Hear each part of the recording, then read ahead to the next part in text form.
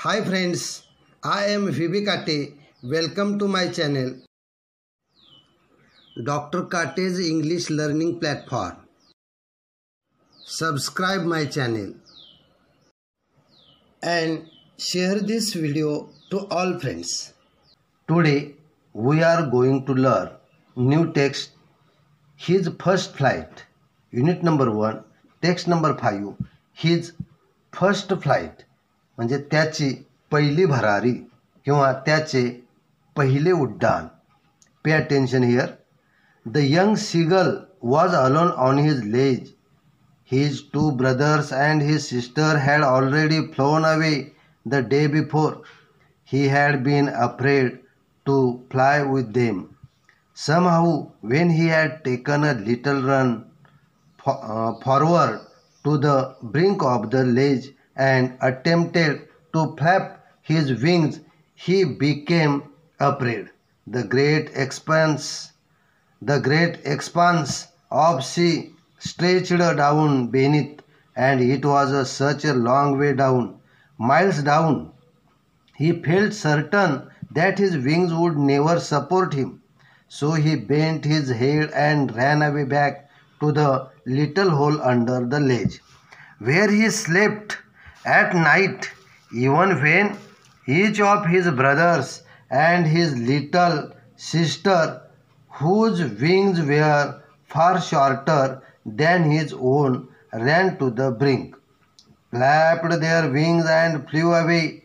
He failed to muster up courage to take that plunge which appeared to him so desperate. His father and mother had come around, calling to him shrilly, upbraiding and him threatening to let him starve on his ledge unless he flew away, but for the life of him he could not move. तो छोटा seagull पक्षी, समुद्र पक्षी, त्याच्या खडकाच्या टोकावर एकटाच बसला होता. आदल्या दिवशी त्याचे दोघे भाऊ आणि बहीण दूर उडून गेले होते. त्याला मात्र त्यांच्याबरोबर उडत जायची भीती वाटली होती. खडकांच्या टोकापर्यंत पुढे पळत जाऊन पंख फडफडायचा त्याने प्रयत्नही करून पाहिला होता, परंतु का कुणास ठाऊक तो खूप घाबरून गेला होता. खाली अथांग पसरलेला समुद्र होता आणि समोर मैलोनमैल दूर जाणारा मार्ग दिसत होता. आपल्या पंखांना हे मुळीच झेपणार नाही याची त्याला खात्री पटली आणि त्यामुळे आपले डोके खाली घालून तो खडकाखालच्या रात्री झोपायच्या आपल्या लहानशा बिळाकडे पळून गेला. त्याचे भाऊ आणि धाकटी बहीण त्याच्यापेक्षा खूप लहान पंख असूनही खडकाच्या टोकापर्यंत पळत जाऊन पंख फडफडवत केव्हाच उडून गेले होते. पण इच्छा असूनही छोट्या सीगलला मात्र काही केल्या उडायचे धारिष्ट्य होत नव्हते. त्याचे आईवडील कर्कश आवाजात ओरडत त्याला घेऊन जाण्यासाठी परत आले. खडकावरून जर त्याने उड्डाण घेतले नाही तर त्याला उपाशी राहावे लागेल असे त्याने त्याला बजावले देखील, पण तो मात्र जीवाच्या भीतीने जागचा ढिम्म हलला नाही, घाबरूनच बसून राहिला. That was 24 hours ago. Since then nobody had come near him. The day before, all day long, he had watched his parents flying about with his brothers and sisters and perfecting them in the art of flight, teaching them how to skim the waves and how to dive for fish.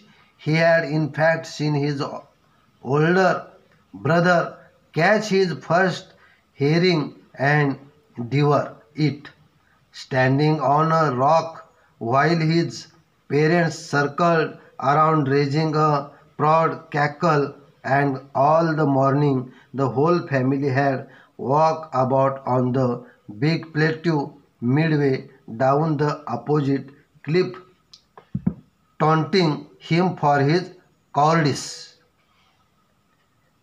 ही होती 24 तासापूर्वी घडलेली गोष्ट. त्यानंतर कुणीही त्याच्यापाशी आले नव्हते. आदल्या दिवशी दिवसभर त्याने आपल्या भावंडांना पालकासमवेत बागडताना उडण्याची कला अवगत करताना लाटावरून विहरण्याची आणि मासा पकडण्यासाठी सूर मारायची कला शिकताना पाहिले होते. एवढेच नव्हे तर मोठ्या भावाला खडकावर उभे राहून पहिला वहिला हेरिंग मासा पकडून गट्टम करताना आणि पालकांना त्याच्याभोवती गोल फिरून कलकल आवाज करीत त्याला शाबासकी देतानाही पाहिले होते. आणि आता सकाळी त्याचे सर्व कुटुंब समोरच्याच उंच कड्याच्या मध्यावर असलेल्या मोठ्या पठारावर हिंडत होते आणि भित्रेपणावरून त्याची थट्टा करीत होते. The sun was now ascending the sky, blazing on his ledge that faced the south. He felt the heat because he had not eaten since the previous nightfall. सूर्य जसजसा वर येऊ लागला तसे दक्षिणेकडे तोंड असलेल्या त्याचा खडक प्रकाशाने उजळून निघाला. त्याला ती उष्णता जास्तच जाणवू लागली, कारण आदल्या रात्रीपासून त्याने काहीच खाल्ले नव्हते. He stepped slowly out to the brink of the ledge and standing on one leg with the other leg hidden under his wing.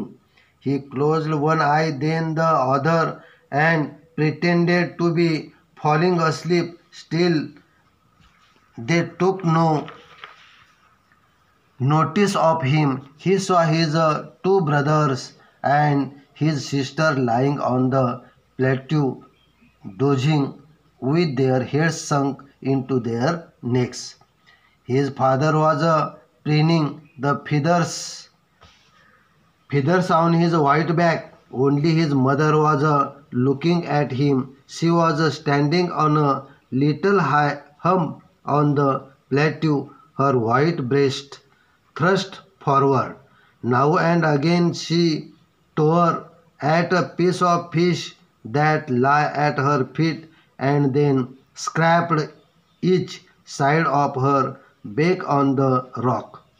The sight of the food maddened him, and how he loved to tear food that way, scraping his back now and again to eat it. हळूच तो खडकाच्या टोकापाशी आला. एका पायावर उभे राहून दुसरा पाय आपल्या पंखाखाली घेत त्याने एक एक करून डोळे मिटले आणि झोपेचे सोंग घेतले. तरी देखील घरच्यापैकी कुणी त्याची दखल घेतली नाही. त्याचे दोघे भाऊ आणि बहीण डोकी मानेत खुपसून पठारावर डुलक्या खात पडली होती आणि त्याचे वडील आपल्या शुभ्र पाठीवरची पिसे नीटनेटकी करण्यात गुंतले होते. त्याच्या आईचे फक्त त्याच्याकडे लक्ष होते. पठारावरच्या एका उंचवट्यावर आपली पांढरी शुभ्र छाती पुढे काढून ती उभी होती. पुन्हा पुन्हा पायाशी पडलेल्या माशाचा तुकडा ती फाडायची आणि मग आपली चोच सर्व बाजूने खडकावर तासायची. ते अन्न पाहून तो खुळावला. अशा प्रकारे अन्न फाडून चोच पुन्हा पुन्हा घासून धारदार करायला त्याला फारच आवडत असे. गा गा गा, he cried, begging her to bring him some food. Call, she screamed back deliriously, but he kept calling plaintively, and after a minute or so he uttered a joyful scream. His mother had picked up a piece of the fish and was flying across to him with it. He leaned out eagerly, tapping the rock with his feet, trying to get nearer to her as she flew across. But when she was just opposite to him, she halted, her wings motionless, the piece of fish in her beak almost within reach of his beak. He waited a moment in surprise, wondering why she did not come nearer, and then, maddened by hunger, he dived at the fish. With a loud scream, he fell outwards and downwards into space. Then a monstrous terror seized him and his heart stood still, and he could hear nothing, but it only lasted a minute. The next moment he felt his wings spread outwards, and the wind rushed against his breast feathers. Then under his stomach and again his wings, he could feel the tips of his wings cutting through the air. He was not falling headlong now, and he was soaring gradually downwards and outwards. He was no longer afraid, he just felt a bit dizzy. Then he flapped his wings once and he soared upwards. Ga ga ga ga ga ga ga call his mother swooped past him, her wings making a loud noise. He answered her with another scream. Then his father flew over him, screaming. He saw his two brothers and his sister flying around him, curveting and banking and soaring and diving. गा गा गा त्याने अन्नासाठी आईकडे विनवणी केली. गॉव call आह ती उपासाने ओरडली, पण तो परत तिला विनवू लागला आणि मिनिटभरात आनंदाने त्याने चित्कार केला. माशाचा तुकडा घेऊन आई त्याच्याकडे यायला निघाली होती. ती जशी उडत जवळ येऊ लागली तसा तो खडकावर पाऊल आपटत आतुरतेने पुढे झुकला आणि तिच्या अधिक जवळ जाण्याचा प्रयत्न करू लागला. तिच्या चोचीतला माशाचा तुकडा त्याच्या चोचीच्या अगदी निकट असताना ती तशीच थांबली. तिचे पंखही स्तब्ध झाले. ती जवळच का येत नाही याचे आश्चर्य वाटून तोही क्षणभर घुटमळला आणि मग भुकेने व्याकुळ होऊन त्याने त्या माशाकडे झेप घेतली. मोठ्याने चित्कार करीत तो बाहेरच्या दिशेला हवेत खाली झेपावला आणि एका प्रचंड भीतीने त्याच्या हृदयाचा ठोका चुकवला. क्षणभर तो शून्य झाला, पण पुढच्याच क्षणी त्याला जाणवले की त्याचे पंख हवेत पसरले आहेत. त्याच्या छातीवरील पिसामध्ये पोटाखाली आणि त्याच्या पंखाखाली वारे भरले आहे. त्याच्या पंखाच्या टोकांना वारा छेद देऊन जातोय असे त्याला वाटले. मात्र आता त्याचा कपाळमोक्ष होणार नव्हता. तो हळूहळू हवेत तरंगू लागला. त्याला भीतीही वाटत नव्हती, फक्त किंचित भोवळ आल्यासारखे वाटत होते. मग त्याने आपले पंख फडफडवले आणि वर झेप घेतली.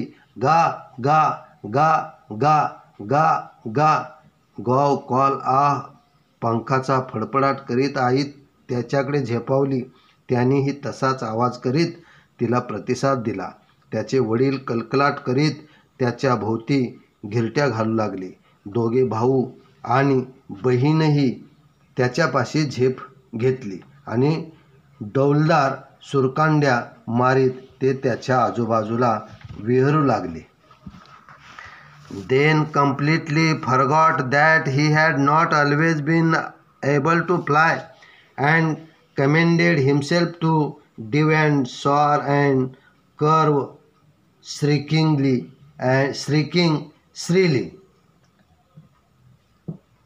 आपल्याला उडता येत नव्हते ते तो पूर्ण विसरून गेला आणि सूर मारताना, भरारी घेताना आणि हवेत विहरताना स्वतःवर खुश होऊन कर्कश आवाजात आरोळी देऊ लागला. He was near the sea now, flying straight over in, facing straight out over the ocean. He saw a vast green sea beneath him, with little reeds moving over it, and he turned his beak sideways and cawed amusedly. तो आता समुद्राच्या जवळ येऊन पोहोचला. समुद्राच्या पृष्ठभागावरून समांतर उडत सरळ वरच्या दिशेने त्याने झेप घेतली. खाली पसरलेला हिरवागार विशाल सागर आणि त्यातून डोकावणारे लहान लहान सुळके त्याला दिसले आणि आपली चोच बाजूला वळवून त्याने आनंदाने चित्कारा केला. His parents and his brothers and sister had landed on this green flooring ahead of him, and they were beckoning to him, calling shrilly. He dropped his legs and to stand on the green sea. His legs sank into it. He screamed with fright and attempted to rise again, flapping his wings, but he was tired and weak with hunger, and he could not rise. Exhausted by the strange exercise, his feet sank into the green sea, and then his belly touched it, and he sank no further. He was floating on it, and around him his family was screaming, pressing him, and their beaks were offering him scraps of dogfish. He had made his first flight. त्याचे आई वडील आणि भावंडेही या ठिकाणी मग त्या हिरव्यागार पृष्ठभागाखाली किंवा भागावरती उतरली. कलकल आवाज करीत ती त्याला खुणा करून बोलावू लागली. आपले पाय अलगद त्या हिरव्या समुद्रावर सोडून तो उभा राहण्याचा प्रयत्न करू लागला, पण त्याचे पाय आत बुडू लागले.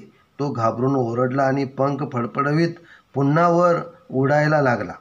मात्र आता तो दमला होता आणि भुकेने अशक्त झाला होता. हा वेगळ्या प्रकारचा व्यायाम करून थकल्यामुळे त्याला पुन्हा उडताही येईना.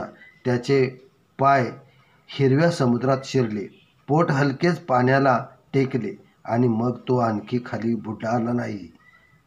आता तो छानपैकी तरंगू लागला.